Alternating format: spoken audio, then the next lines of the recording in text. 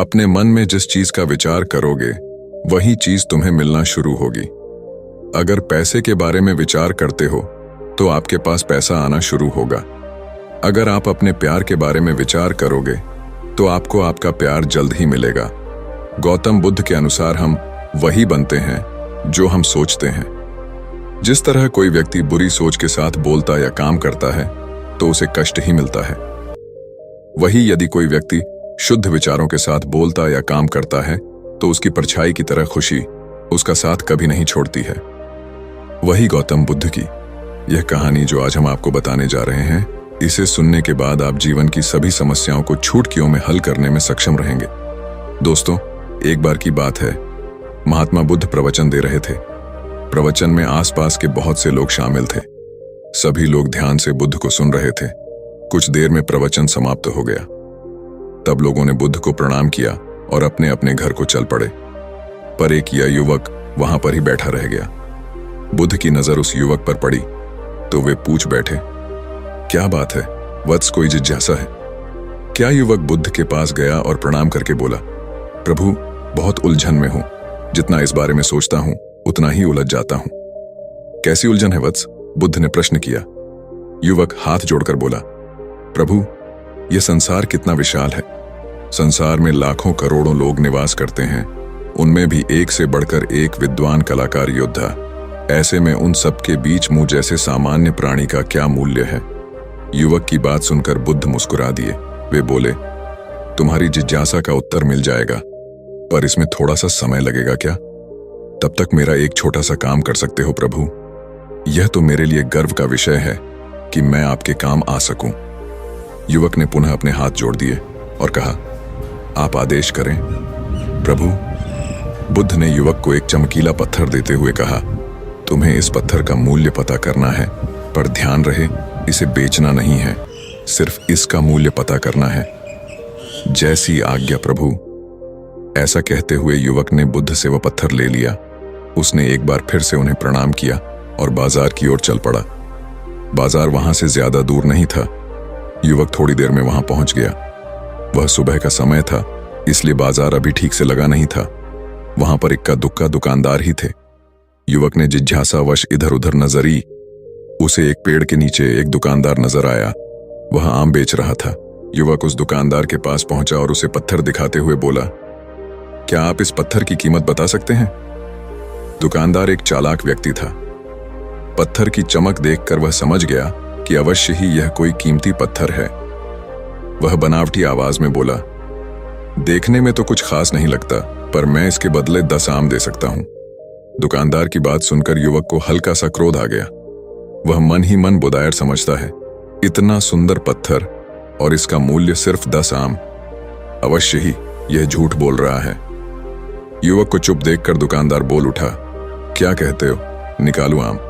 पर युवक ने दुकानदार को कोई जवाब नहीं दिया। वह चुपचाप आगे बढ़ गया। सामने एक सब्जी वाला अपनी दुकान सजा रहा था। युवक उसके पास पहुंचा और उसे पत्थर दिखाते हुए उसका मूल्य पूछा। उस पत्थर को देखकर सब्जी वाले की आंखें खुशी से चमक उठी। वह मन ही मन सोचने लगा, यह पत्थर तो बहुत कीमती जान पड़ता है। अगर यह मुझे मिल जाए तो मजा ही आ जाए। क्या हुआ भाई, कहाँ खो गए? युवक ने दुकानदार की तंद्रा तोड़ी। सब्जी वाला चौंकता हुआ बोला, कुछ नहीं कुछ नहीं, मैं तो बस मन ही मन इसकी कीमत की गणना कर रहा था। वैसे मैं इस पत्थर के बदले एक बोरी आलू दे सकता हूं। सब्जी वाले के चेहरे की कुटिलता देखकर युवक समझ गया कि यह दुकानदार भी मुझे मूर्ख बना रहा है। मुझे किसी और से इसका मूल्य पता करना चाहिए।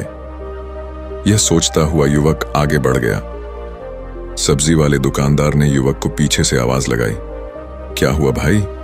अगर आपको यह मूल्य कम लग रहा है तो बताएं तो सही, मैं इसे बढ़ा दूंगा। पर युवक ने उसकी बात पर ध्यान नहीं दिया। वह अब इधर उधर किसी ऐसे व्यक्ति को खोजने लगा जो जानकार हो और उस पत्थर की सही मूल्य बता सके। युवक को लग रहा था कि अवश्य ही यह कोई कीमती पत्थर है, शायद कोई जौहरी इसका सही मूल्य बता सके। यह सोचता हुआ युवक एक जौहरी की दुकान पर पहुंचा। जौहरी अपनी दुकान को अभी खोल ही रहा था।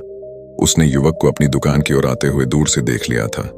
साथ ही उसने युवक का हुलिया देखकर यह भी भांप लिया था कि यह कोई गरीब व्यक्ति है जो संभवतः कोई गहना बेचने आया होगा। जौहरी ने हाथ जोड़कर युवक को नमस्कार किया और मुस्कुराकर पूछा, बताएं महोदय, मैं आपकी क्या सेवा कर सकता हूं? युवक ने बुद्ध का दिया पत्थर अपनी हथेली पर रख दिया और बोला, इसका मूल्य पता करना था। पत्थर को देखते ही जौहरी उसे पहचान गया कि यह बेशकीमती रूबी पत्थर है जो किस्मत वाले को मिलता है। वह बोला, पत्थर मुझे दे दो और मुझसे 1 लाख रुपए ले लो। कहते हुए जौहरी ने पत्थर लेने के लिए अपना दाहिना हाथ बढ़ाया, पर तब तक युवक ने पत्थर को अपनी मुट्ठी में बंद कर लिया था।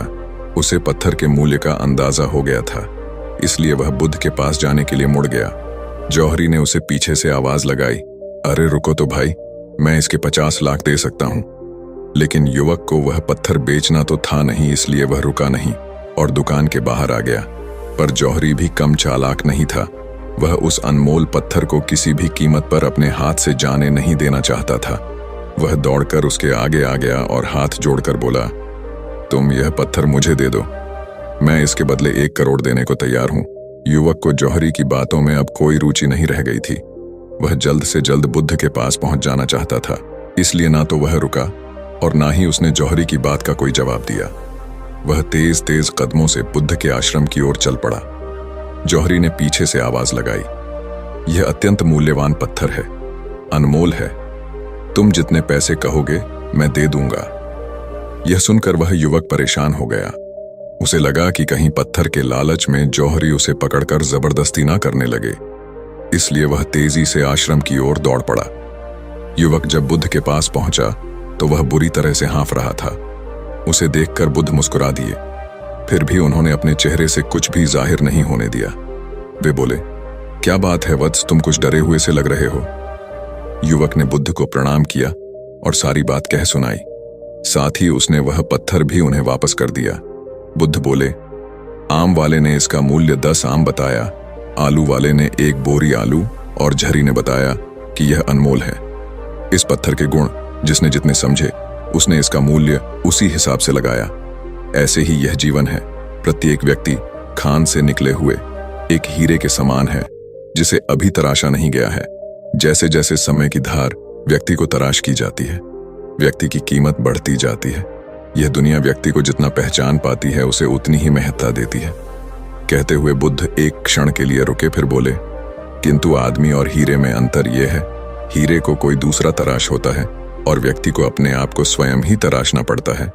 और जिस दिन तुम अपने आप को तराश लोगे, तुम्हें भी तुम्हारा मूल्य बताने वाला कोई ना कोई जौहरी मिल ही जाएगा। और जिस दिन तुम अपने आप को तराश लोगे, तुम्हें भी तुम्हारा मूल्य बताने वाला कोई ना कोई जौहरी मिल ही जाएगा। गौतम बुद्ध उस लड़के को यह सीख देना चाहते थे कि जो इंसान अपने मन में खुद के बारे में विचार करता है, वह व्यक्ति उसी के समान बनता जाता है। किसी इंसान को अगर दुनिया की किसी भी चीज से सच्चे मन से लगाव हो तो वह इंसान उस चीज को प्राप्त कर लेता है। वही जो इंसान अपनी मनचाही चीज को प्राप्त करने में असमर्थ है, उस इंसान ने अपने मन में सच्चे भाव से उस चीज को चाहा नहीं होता है। वही दोस्तों, गौतम बुद्ध की इस प्रेरणादायक कहानी को आप अपने मित्रों के साथ शेयर जरूर कीजिए ताकि उन्हें भी गौतम बुद्ध के असल ज्ञान के बारे में पता चल सके। और कमेंट बॉक्स में नमो बुद्धाय लिखना ना भूले। नमो बुद्धाय।